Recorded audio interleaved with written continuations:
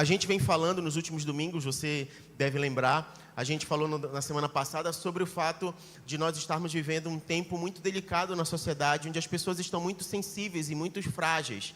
A gente falou sobre cheio de dedos e cuidados que às vezes a gente precisa ter para falar as coisas com as pessoas, lidar com situações, por mais que você não tenha a intenção de machucar, por mais que você não tenha a intenção de ferir, mas por vezes um olhar, uma fala, uma palavra mal colocada, mal empregada, acaba ganhando um sentido, um significado que marca muito as pessoas. Por vezes até mesmo despertando nelas uma memória, despertando nelas o que a psicologia vai dizer de gatilho, né? E aí parece que esse gatilho, rapaz, depois que inventaram essa palavra gatilho, tudo é gatilho.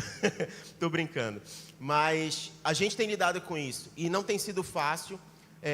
Dependendo de como as pessoas reagem a essas situações, elas podem se enclausurar, elas podem se afastar dos outros. Dependendo da situação, elas acabam tendo que enfrentar situações mais delicadas consigo mesmas, e isso tem nos trazido muita preocupação. E quando a gente olha para o Evangelho de Cristo Jesus, a gente aprende algo muito interessante: a suficiência de Deus e a suficiência de Jesus. E é sobre esse aspecto que hoje a gente vai estar conversando, porque eu acredito que nós precisamos ter essa oportunidade de mergulharmos nas Escrituras e experimentarmos algo sobre a suficiência de Deus e entendermos como isso é necessário, importante e único para as nossas vidas. Então, na manhã de hoje eu quero compartilhar com vocês exatamente isso. A igreja de Corinto, o apóstolo Paulo precisou tratar com eles algo em 1 Coríntios capítulo 3, eles estavam discutindo entre eles sobre um assunto, e nesse assunto Paulo acaba liberando e compartilhando sobre um fundamento que eu queria trazer nessa manhã. Na ocasião, a igreja estava discutindo quem eles preferiam. Então, haviam alguns líderes na igreja, e alguns líderes com características diferentes, personalidades diferentes, abordagens diferentes. E aí começou a surgir então os grupinhos daqueles que preferiam fulano, daqueles que preferiam ciclano. E diante dessa situação e de todos entenderem que todos cumpriam um só propósito, o apóstolo Paulo lança uma palavra, e é esse princípio que ele lança nessa palavra que eu queria trazer nessa manhã. De forma alguma, hoje a gente não vai falar sobre divisão da igreja, a gente não vai falar sobre personalidade A, B e C, a gente não vai falar sobre preferências, a gente vai olhar para este fundamento que o apóstolo Paulo traz à igreja e que hoje vai servir de base para aquilo que a gente vai compartilhar. Então, abre comigo em 1 Coríntios, capítulo 3, a partir do verso 9, diz o seguinte: porquanto nós somos colaboradores de Deus, vós sois a lavoura de Deus e o edifício de Deus. O apóstolo Paulo lança esta palavra para a igreja. Ele diz assim mesmo: de fato nós tememos a Deus, de fato nós cremos que Deus é o Senhor de todas as coisas, que tudo vem dele e tudo volta para ele, mas entenda, você faz parte de um propósito em Deus. E aí Paulo lança este fundamento: nós somos colaboradores de Deus. E aí você deve se perguntar: nós tão limitados, nós cheios de imperfeições, de falhas, somos colaboradores de Deus? Sim, esse princípio estava estabelecido desde Gênesis. Quando Deus criou todas as coisas e ele plantou um jardim, ele chamou o homem e disse assim: agora você não vai ficar aqui de frozô, você vai ter responsabilidades. E aí, quais são as responsabilidades do homem? Cultivar o jardim, dar nome aos animais, cuidar da criação. Deus, Criador, estabelece um princípio normativo de funcionamento do jardim. E nesse princípio, o gestor do jardim, o gestor da criação seria o homem. Então, achar que nós não temos responsabilidade sobre as coisas é se livrar demais daquilo que está sobre os nossos ombros com a cooperação em Deus.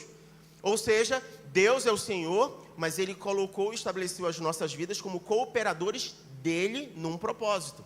E esse texto não fala só isso. Ele diz que além de nós sermos colaboradores, ele diz que nós somos lavoura de Deus e nós somos edifício de Deus. O que é interessante sobre essas duas ilustrações que o apóstolo Paulo traz em relação à lavoura de Deus é que nesse processo de lavoura significa dizer que existem coisas que estão nas mãos de Deus a executar e existem coisas que estão nas mãos dos homens a executar. Como lavoura, o nosso trabalho então é semear, regar, cuidar. Da mesma forma como no jardim foi nos dado esta responsabilidade. E qual é o papel de Deus? O crescimento. Quem dá o crescimento é Deus. A gente cuida do jardim, a gente semeia. A gente até ensinou aqui alguns domingos atrás, falando inclusive do nosso coração, usando a ilustração da terra fértil, que nós somos aqueles que vão cuidar para que o terreno do nosso coração não seja um terreno seco, não seja um terreno árido, não seja um terreno espinhoso, não seja um terreno resistente à semente da palavra. Então, de quem é a responsabilidade de cuidar do terreno para que haja semeadura? Eu e você. Nós tomamos conta para que o nosso coração seja uma boa terra para receber a semente. A semente é a palavra de Deus. Quem vai dar o crescimento a essa palavra? O próprio Senhor. Ele é fiel e Ele vai cumprir tudo aquilo que Ele tem estabelecido. Esse é o propósito. Mas o texto fala também que nós somos edifício de Deus. E nesse propósito de edifício de Deus, as responsabilidades, apesar de compartilhadas, elas mudam um pouquinho de figura. Porque nesse aspecto, o projeto, o engenheiro é Deus. Quem pensou no projeto foi o Senhor. Quem estabeleceu as medidas, as características, o design, o layout, foi Deus. O nosso propósito agora é cumprir o projeto. É seguir o projeto estabelecido, é conseguir ler o crocri lá, ler a minuta lá, ler os papéis, os desenhos. Eu tenho uma arquiteta, estou falando errado aqui os termos, irmã. Não, tá certinho? Tá bom então. É pegar o projeto que ele calculou, que ele desenhou, que ele pensou, que ele estabeleceu e ser fiel a este projeto. Ou seja, ser obediente àquilo que o arquiteto, e aí eu não quero usar essa palavra aqui para que você imagine que eu estou usando a mesma palavra que outras grupos usam, né? Geralmente os maçons usam e tem Deus como o arquiteto do universo, mas não é disso que eu estou falando. Eu estou usando a ilustração que o apóstolo Paulo citou aqui. Edifício é uma construção e existe um profissional que calcula, que faz os cálculos, estabelece o engenheiro, o arquiteto, ele cuida de medir as coisas. É nesse sentido que eu estou usando aqui, tá? Então, não vá descaracterizar aquilo que eu estou trazendo. E o nosso papel, então, é ser fiel ao construção desse projeto. E aí olha o que diz no verso 10 e 11 do capítulo 3 de 1 Coríntios que nós estamos lendo. Segundo a graça de Deus que nos foi outorgada, eu como prudente construtor, ou seja, cada um de nós como prudente construtor, lançamos o alicerce e o outro está edificando sobre ele. Entretanto, reflita bem cada um como constrói.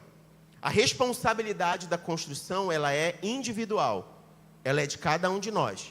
Você é responsável pelas suas escolhas, você é responsável pelas suas prioridades, você é responsável pelas suas preferências, você é responsável pelo que você está construindo e edificando. Verso 11. Porque ninguém pode colocar outro fundamento além do que está posto, o qual é Jesus Cristo. E aqui é o ponto central da nossa ministração de hoje. É sobre o fundamento no qual nós estamos construindo a nossa vida. Se existe um projeto, se existe uma planta, se existe um propósito, e nós somos cooperadores nesse projeto, significa dizer que nós precisamos observar sobre que fundamento nós estamos construindo a nossa vida. Lembra que eu falei que esse texto, o apóstolo Paulo está falando à igreja em relação às suas preferências. E aí, por conta das preferências, alguns irmãos preferiam o apóstolo Paulo, outros preferiam Apolo, e aí ele diz assim mesmo, olha, vocês podem ter gostos, vocês podem ter preferências, mas a gente precisa ter uma coisa inegociável, existe apenas um fundamento, existe apenas um lugar onde tudo deve ser construído e edificado, e esse fundamento é um só, não há outro, não há variação, é Cristo Jesus. E o fundamento que é Cristo Jesus, é sobre este olhar que eu quero trazer para você hoje. Por quê?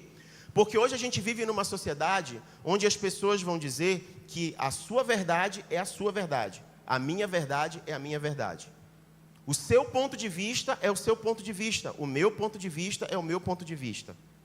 A filosofia vai dizer que não existe uma única verdade. E aí, por conta disso, a gente está vivendo uma sociedade onde cada um está edificando em cima de qualquer fundamento. Porque se a tua verdade é diferente da minha verdade, o teu fundamento vai ser diferente do meu. Se teu olhar sobre uma coisa é diferente do meu, então o teu fundamento vai ser diferente do meu fundamento. Só que a gente tem um pequeno ponto de atenção aqui.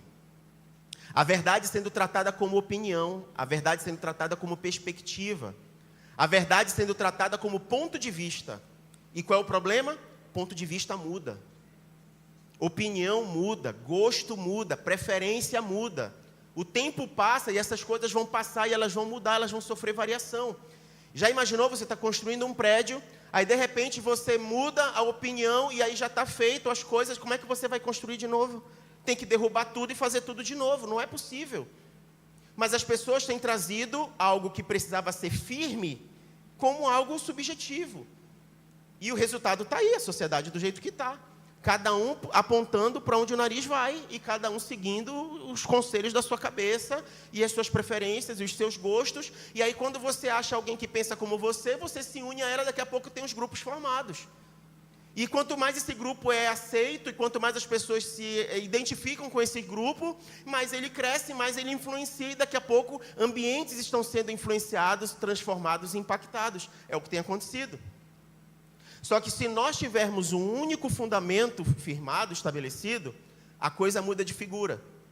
O tempo pode passar, as opiniões podem mudar, mas o fundamento continua o mesmo. E qual é o fundamento que o apóstolo Paulo traz aqui? Cristo é o fundamento. É por isso que se eu e você formos conversar sobre qualquer coisa, a gente pode ter preferências diferentes, a gente pode ter opiniões diferentes, mas tudo passa pela perspectiva de que Cristo é o fundamento. Toda a minha opinião para você vai passar pelo crivo de um fundamento que eu estabeleci, Cristo Jesus. Por quê? Porque a verdade que eu creio não é uma opinião, é uma pessoa. Jesus é o caminho, a verdade e a vida. E só há um jeito de chegar a Deus por meio de Jesus. Então eu não posso dizer que eu amo a Deus se eu não amar o Filho. Não tem como, não tem sentido, não faz sentido. Esse é um fundamento. E ele pode passar o tempo, podem passar as estações, eu posso crescer, eu posso continuar pequeno, não vai mudar. Cristo continua sendo o mesmo ontem, continua sendo o mesmo hoje e será para todo sempre. Significa dizer que nada vai abalar essa estrutura, esse fundamento. Por que as pessoas estão se sentindo tão inseguras? Por que as pessoas estão se sentindo tão vulneráveis? Por que as pessoas estão tão incertas do futuro e sentindo medo? Por que isso está acontecendo? Que fundamento você tem lançado a sua expectativa e a sua esperança? Sobre o que você tem construído a sua vida? Você tem fundamentado as suas preferências e prioridades a partir do quê? Porque deixa eu te dizer, se não for Cristo, eu preciso te dar uma notícia e eu não sou vidente. Fatalmente você pode se frustrar. Fatalmente isso vai desmoronar, porque um dia o tempo vai passar, um dia as estações vão mudar, um dia as suas preferências, prioridades vão mudar, os seus gostos vão mudar, os seus ciclos de amizade podem mudar, e dependendo do que você está construído em cima de qual fundamento, isso vai mudar. E você pode olhar para trás e eu me arrependo de ter feito isso, eu não deveria ter agido assim, eu não deveria ter escolhido assim, eu não deveria ter feito assim, parará, parará, parará. E hoje eu quero trazer para você exatamente isso. Sobre qual fundamento nós estamos construindo a nossa vida. Porque essa responsabilidade é nossa. Essa responsabilidade é nossa. Deus já fez a parte dele. Salmo 139, a gente falou domingo passado. Ele tem planos ao nosso respeito. Ele pensa algo a nosso respeito. Ele sonhou com a gente, ele trouxe à existência um projeto. No dia que você nasceu, o projeto que estava no coração de Deus veio à existência. Ele tinha pensado a seu respeito, ele tinha planejado a seu respeito. Isso estava no Kairós de Deus. De repente, esse Kairós se revela no Cronos e você passou a existir e os seus dias começaram a ser contados de existência. Então, um projeto existe. Um projeto existe. O grande detalhe é, você também é responsável pela execução desse projeto. Como você tem edificado o edifício que você é? Como você tem edificado? Talvez você diga assim, pastor, eu nunca me vi dessa forma. Eu nunca me imaginei assim. E é por isso que eu vou escolhendo aquilo que eu gosto. É por isso que eu vou para onde eu tenho as minhas preferências e os meus gostos. Tudo bem. Hoje é um dia de oportunidade. Hoje é um dia de oportunidade de você olhar para aquilo que você ergueu até aqui e você não olhar para a beleza estética, não olhar para o tamanho que já está, não olhar para cima. Está na hora de você olhar para o fundamento, olhar para baixo e dizer assim mesmo, este fundamento aqui não é Cristo. E eu vou te dizer, se esse fundamento aqui não for Cristo, hoje é dia de desmoronar o que você ergueu. Parece chocante isso. Parece trabalho em vão isso, mas deixa eu te dizer, ou a gente resolve isso, ou você vai sofrer com isso para o resto da sua vida. Hoje o Senhor te chama a observar sobre que fundamento você tem fundamentado a sua vida e a sua história. Tem gente que tem fundamentado a sua vida e a sua história em cima de si mesma, do seu eu. E qual é o problema disso? Satisfação do ego, vaidade. O resultado tem sido a si mesmo. Eu estabeleço as coisas, eu tenho as minhas preferências. E veja, o Evangelho não nos anula. Quando você olha para as Escrituras, o Evangelho ele não nos anula. Ele nos aponta a uma escolha em Deus, é diferente, ele não nos anula. Tanto que o querer, as escolhas, elas estão sobre as nossas responsabilidades. Deus não tira de nós a livre escolha daquilo que a gente quer fazer. Mas a Bíblia, aí eu trago um exemplo de fundamento. A Bíblia diz assim: tudo me é permitido, mas nem tudo me convém fazer. Então eu tenho escolha. Eu tenho o poder de decisão. Agora, convém eu escolher e decidir pelo que eu estou decidindo, escolhendo? Quando eu faço isso, para onde eu estou olhando? Para o fundamento. Quando eu começo a perceber assim, eu quero, é uma coisa que eu desejo. É lícito, vai me edificar? Quando eu faço essas duas perguntas, o que eu estou fazendo? Eu não estou olhando para mim, não estou me colocando no centro da coisa. Eu estou olhando para o fundamento, estou colocando o Senhor como o centro das coisas. Esse é o grande detalhe. E como Deus não é chato, Ele não fica no nosso pé. Tu já pensou em mim? Tu já viu se tu fez? Deus não é assim. Ele não fica te apurrinhando, Ele não fica enchendo o teu saco, Ele fica só te olhando. Ele fica te observando. Ele fica vendo aonde tu está te metendo. É isso que Ele está fazendo. Porque a relação é de responsabilidade, Ele não é babá de ninguém. Ele é Deus, Criador de todas as coisas. O único momento em que Deus se humilhou foi no momento em que Ele entregou o seu Filho para morrer por mim e por você. Aí Ele se fez homem para morrer em nosso lugar. Aí Ele se humilhou até a morte de cruz. Mas Ele não é babá de ninguém. Ele vai ficar olhando para a nossa história e para a nossa vida, querendo estabelecer uma relação de confiança, de reciprocidade, de respeito e de crescimento para a glória dEle. É isso que Ele espera. É isso que Ele espera. E eu sei que se eu fizer hoje aqui algumas perguntas... Quantos aqui, por exemplo, estão se sentindo cansados e desanimados? Talvez a gente tenha algumas mãos levantadas. Se a gente chegar e perguntar quantos estão com alguma preocupação que está lhe deixando sobressaltado, apreensivo, eu sei que alguns levantariam as mãos. Será que a gente tem aqui alguém que está precisando lidar com algum tipo de perseguição ou levante de pessoas? Pessoas que estão perseguindo, estão fazendo mal, tentando encher o saco. Deve ter gente aqui assim. Talvez alguém esteja enfrentando algo que lhe gera medo profundo. Ou talvez a gente tenha alguém muito ansioso aqui. Mas é possível que a gente tenha no nosso medo também quem se sinta sozinho. Ou com a impressão de que nada dá certo na vida. Talvez a gente tenha aqui até pessoas perdidas, que não sabem o que fazer. Pois bem, se você se sente assim, eu não quero te dar uma lista de regras do que você tem que fazer para resolver esse problema. Eu não quero chegar aqui com uma receita milagrosa que vai resolver os seus problemas. Eu não vou estender aqui e dizer assim, seus problemas acabaram-se, eu não sou Tabajara. Só os mais antigos vão entender a piada. Mas eu não sou esse. Eu quero te ajudar a enxergar o fundamento hoje. Se você se sente exatamente desse jeito que eu falei, ou até mesmo de outra forma, eu quero te ajudar nessa manhã a enxergar um fundamento e começar a enxergar as coisas e talvez essas situações e esses problemas na perspectiva de quem tem um fundamento. Abre comigo o Salmo 23. Salmo 23. Eu dei uma lista aqui de possíveis situações que a gente pode se enquadrar na nossa vida e que todos nós passamos. Agora, olha o que diz o Salmo 23, e esse Salmo fala sobre um fundamento, Cristo, o nosso Senhor.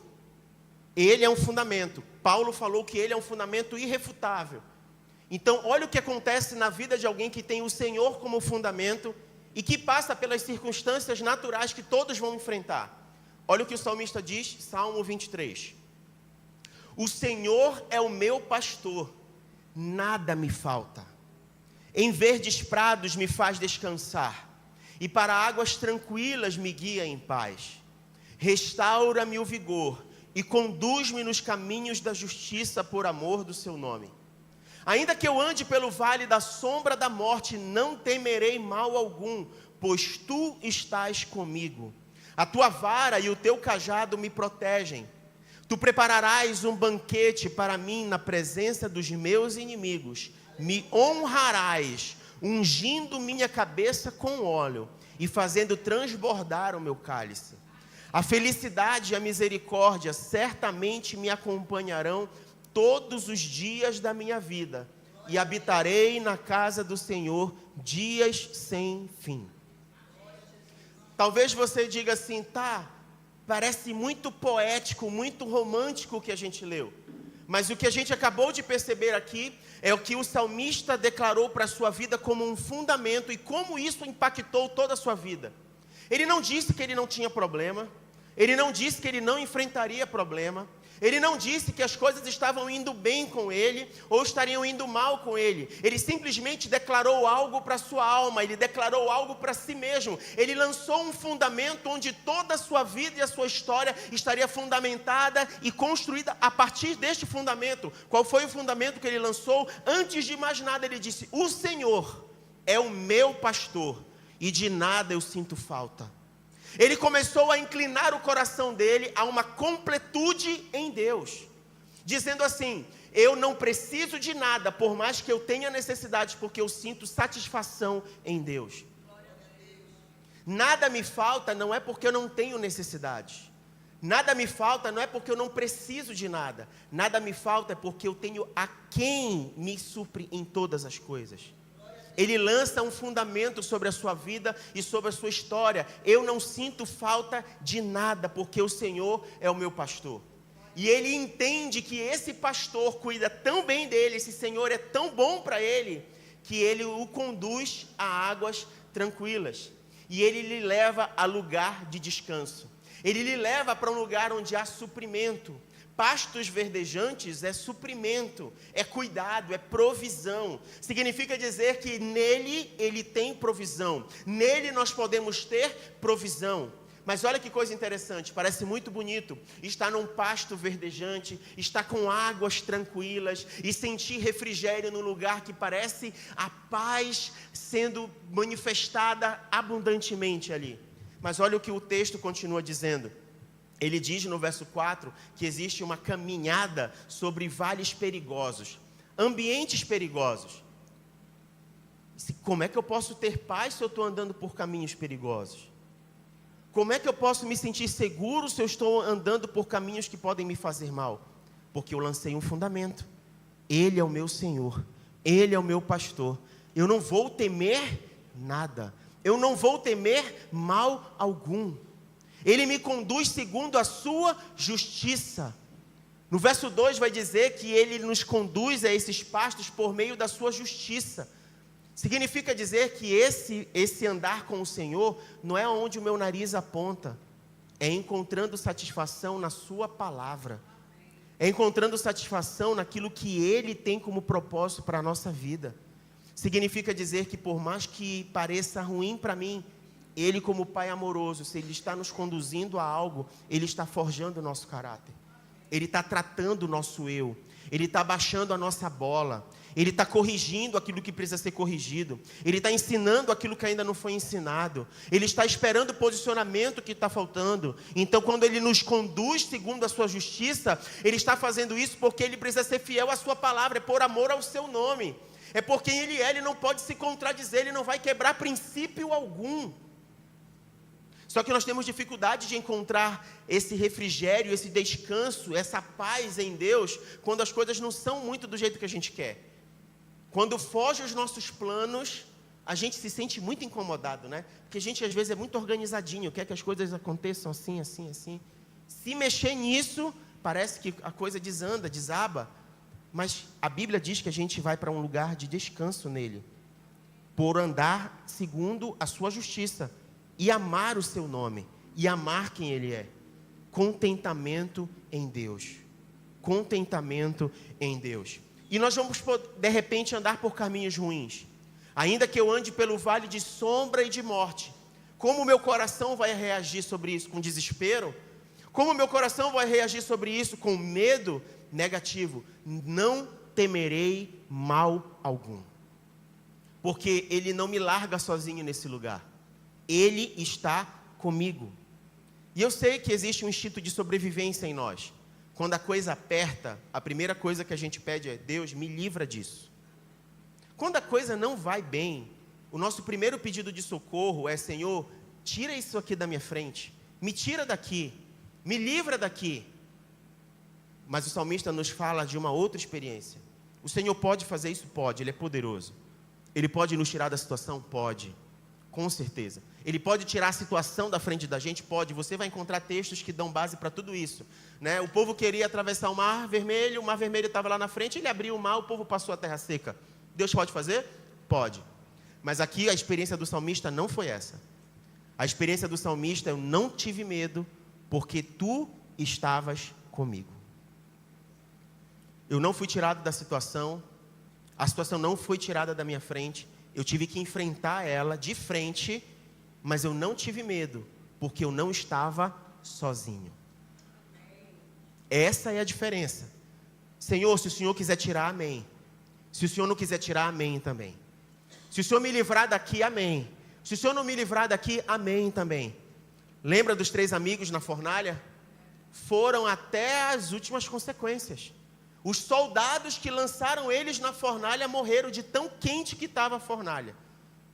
Só que o calor só serviu para desatar as cordas que estavam amarrando eles. Porque eles começaram a andar dentro da fornalha. E não tinha mais só os 3 ali dentro, já tinha um 4º homem andando com eles ali na fornalha. Então, se o Senhor quiser tirar a gente, Ele tira. Mas se Ele não quiser tirar, nenhuma faísca, nada vai nos atingir.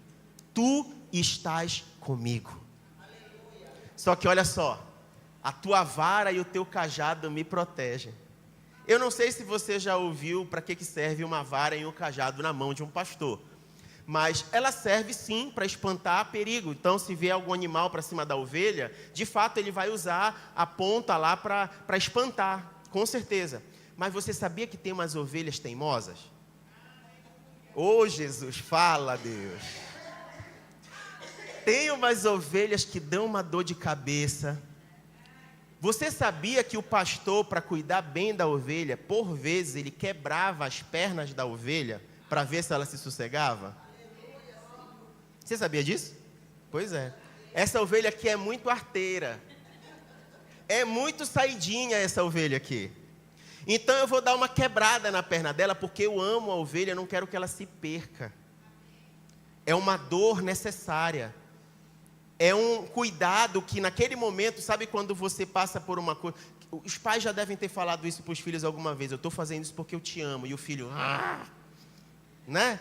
E só vai entender que estava amando depois que ficou adulto e percebeu que o pai estava cuidando. É ou não é? Eu estou fazendo isso porque eu te amo, mas o filho não amo, está doendo. Não, mas eu estou fazendo porque eu te amo. Não, minha perna está quebrada. É ou não é? Mas só que isso daqui era cuidado. Sabe por quê? Ovelha se metia onde não devia. Lá na região onde se pastoreia, tinha as frestas assim, tinham buracos. E as ovelhas se metiam o nariz onde não deviam. E aí elas caíam nesses buracos. E aí o pastor usava exatamente a vara e o cajado. O cajado dele era pontudo e em cima tinha uma volta, um arcozinho assim. Para quê? Para que ele pudesse enfiar nesses buracos e puxar a ovelha de dentro do buraco. E ela era puxada pelo pescoço, engatada nessa alça. Então, com certeza não era confortável. Com certeza ela se debatia, com certeza doía, mas era para um bem maior. Era pelo cuidado, pelo amor e pela proteção. E aí, para a ovelha aprender a ouvir a voz do pastor, para a ovelha aprender a não se meter onde ela não deve, para a ovelha aprender que aquela experiência não foi boa, ela não ser teimosa e voltar para o mesmo lugar, o pastor ia e dava umas tacadas nas pernas dela. Alguém já recebeu umas tacadas aqui? É por amor.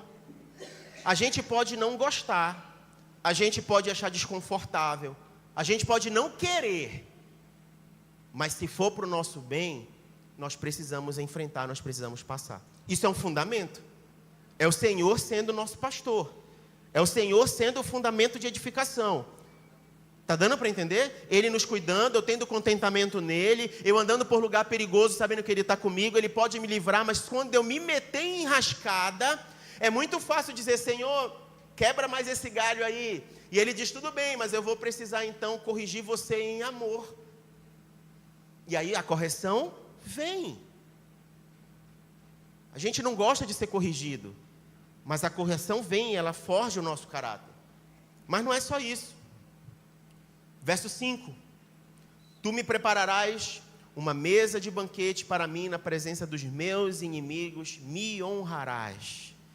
E aí o que a gente mais quer é isso, né? A gente quer o pasto verdejante, a gente quer o refrigério da alma e a gente quer uma mesa de banquete para a gente ser honrado diante daqueles que nos ofendem, que nos perseguem. A gente só quer as coisas boas de Jesus ser o nosso fundamento. As outras coisas que envolvem o nosso crescimento, o nosso aperfeiçoamento, essa parte a gente não quer muito não. A gente tem que ser sincero, a gente não quer. A gente quer ser honrado. E a Bíblia diz assim, com o Senhor sendo o nosso fundamento, vai haver um momento em que a gente vai ser honrado. Vai ser um momento onde você vai sentar e vai sentir, graças a Deus. Vai ter esse momento. Mas a gente não é livre dos outros momentos. E esse mesmo verso 5 vai dizer o seguinte, ele unge a nossa cabeça com óleo e faz o nosso cálice transbordar. Eu não sei se também você sabe, mas existem moscas que depositam ovos. E isso acontecia nos ouvidos das ovelhas. E quando essas moscas depositavam os ovos nos ouvidos das ovelhas, esses ovos viravam as larvas e depois se transformavam nas moscas. E aí as ovelhas ficavam escutando um zumbido dentro do ouvido delas. Só que tem muita lã cobrindo. E ela não tem a mão que a gente tem, né? Não tem como ir lá na clínica, passar o soro lá e tirar. Não tem. Aí sabe o que a ovelha fazia? Ela dava de cabeça nas rochas. Ela esfregava nos galhos secos, espinhosos da região. Ela se feria, se machucava. Às vezes se matava porque aquilo era perturbador dentro da sua cabeça. Agora, bora trazer isso para a gente? Às vezes o inimigo das nossas almas, que não está muito satisfeito com a gente, não, ele fica lançando dardos inflamados na nossa mente. É como se fossem esses ovos de moscas dentro do nosso ouvido. E em vez de escutar, a gente fica dando ouvidos à besteira que vem dentro do pensamento. Muita besteira. Basicamente, aquilo que vai contra o fundamento. Não vai dar certo. Teu resultado é esse aí mesmo. Tua história é essa. Deus não existe. Jesus é uma fantasia. Você pode levar a sua vida do jeito que você quiser. E aí é como se você estivesse indo dar essas cabeçadas por conta daquilo que está te perturbando. Porque você quer se ver livre dessas vozes. Você quer se ver livre desse zumbido. Você quer se ver livre desse tipo de situação. Mas a Bíblia diz que a atitude do pastor é uma atitude preventiva. Ele derrama o óleo para que o óleo cubra e impeça das moscas depositarem os ovos. Eu não sei se você sabia disso. Mas existe uma graça do Senhor e uma unção que Ele derrama sobre as nossas vidas, assim como o óleo. O óleo representa a unção, o óleo representa o Espírito Santo do Senhor sendo derramado sobre as nossas vidas. Exatamente aquele que pode nos convencer do pecado, da justiça e do juízo. Exatamente aquele que pode nos ajudar a entender as coisas e nos revelar a palavra do Senhor. Exatamente aquele que é verdade e que combate as mentiras de Satanás. Exatamente aquele que pode prevenir a nossa vida e o nosso coração de dar ouvidos a essas vozes horríveis e esses zumbidos terríveis que vão nos levar a um resultado apenas: morte e destruição. Mas o Senhor é o nosso pastor e de nada nós teremos falta, porque se Ele está conosco, de nada nós temos falta. Porque ainda que a gente se meta em enrascada, Ele corrige a gente, Ele ensina a gente, Ele protege a gente. Isso pode doer, a gente pode não entender, mas é para o nosso bem. E Ele disciplina o nosso coração. E Ele preserva a nossa mente para que a gente não dê ouvidos àquilo que a gente não deve ouvir. Esse é o fundamento. Esse é o Senhor. Esse é o que é o nosso pastor, para que a gente não tenha falta de nada. E sabe o que é tremendo quando a gente chega no verso 6 do Salmo 23? Você já andou escoltado? Não? Você se sente seguro? Talvez gostasse, né, de ter uma escolta assim, bacana. Nesse salmo, o salmista diz que esse Senhor, sendo o pastor e fundamento da sua vida, Ele estabelece uma escolta para acompanhar a sua vida. E aí você pode imaginar, qual é o tamanho do anjo que me cerca? Qual é a espada dele? Não. É melhor que anjo. O texto diz assim mesmo: a felicidade e a misericórdia certamente me acompanharão todos os dias da minha vida. Significa dizer uma escolta acompanhando a nossa jornada e a nossa vida. Bondade e misericórdia, felicidade e misericórdia, felicidade e misericórdia. Então, quando as coisas não estão bem, Senhor, a tua bondade e a tua misericórdia certamente estão comigo. Senhor, a tua bondade e a tua misericórdia certamente estarão comigo, me acompanhando aonde quer que eu ande. É uma escolta permanente sobre a nossa vida. Bondade e misericórdia, felicidade e misericórdia. Só que com uma diferença: não é a felicidade que o mundo dá. Não é a misericórdia que o mundo dá, não é corrompido, não é desse jeito. É a felicidade que ninguém pode te roubar. É a felicidade que, mesmo que as coisas estejam ruins à tua volta, é a paz que excede todo o entendimento que está aqui dentro. É a paz e a misericórdia que brotam de dentro do teu coração, porque o Senhor está com você. E isso te impulsiona para um lugar de proteção, a presença de Deus. Habitarei na casa do Senhor todos os dias da minha vida. Por mais que a gente tenha a impressão de que a igreja é a casa de Deus, o que o texto está querendo dizer é a presença de Deus. Habitar na presença de Deus todos os dias. É nesse lugar que a gente se sente seguro, é nesse lugar que a gente se sente acolhido. É nesse lugar que a gente ouve o que quer e o que não quer. Mas é nesse lugar que a gente cresce e é edificado. Esse é o fundamento. Então talvez você tenha chegado hoje aqui cheio de expectativas, e talvez eu pudesse trazer uma palavra motivacional para o seu coração. Talvez eu pudesse falar um monte de coisa que ia fazer você sair daqui assim, cheio do seu eu satisfeito, para dar conta do que você vai enfrentar. Mas isso não seria suficiente para toda a sua vida, porque uma hora o seu eu vai cansar, e a palavra de motivação ela vai findar, ela vai que nem cinzas de palha quando pega fogo, e não vai servir para nada.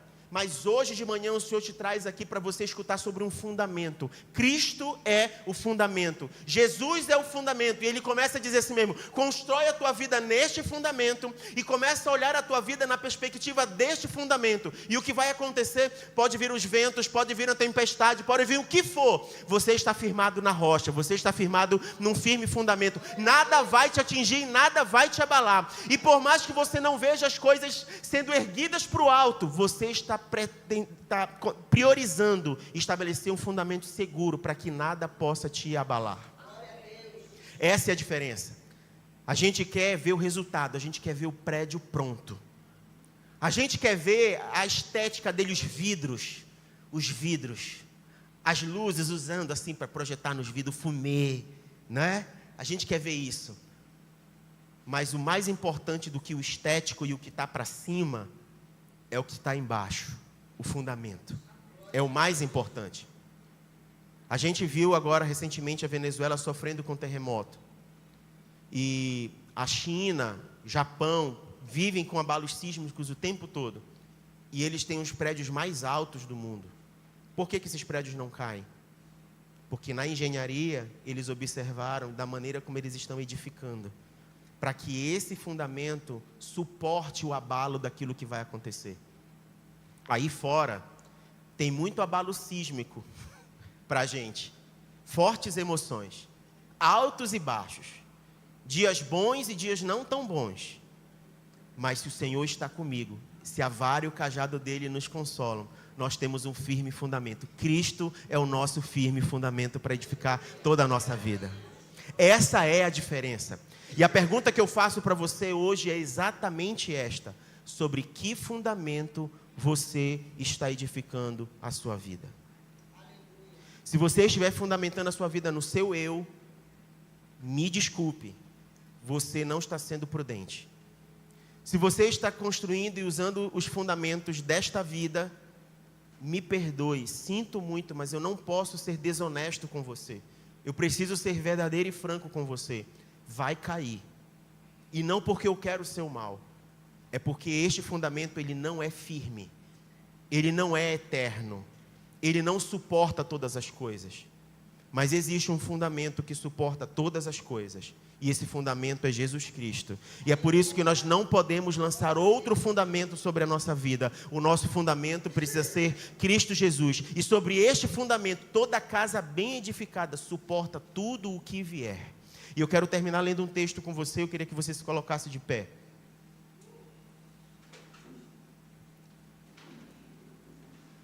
Abre comigo em 1 Pedro, capítulo 5, a partir do verso 8.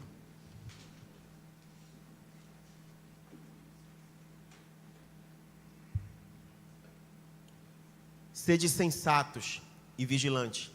O que eu acho legal da palavra de Deus é que a gente não se exime da responsabilidade das coisas, sabe?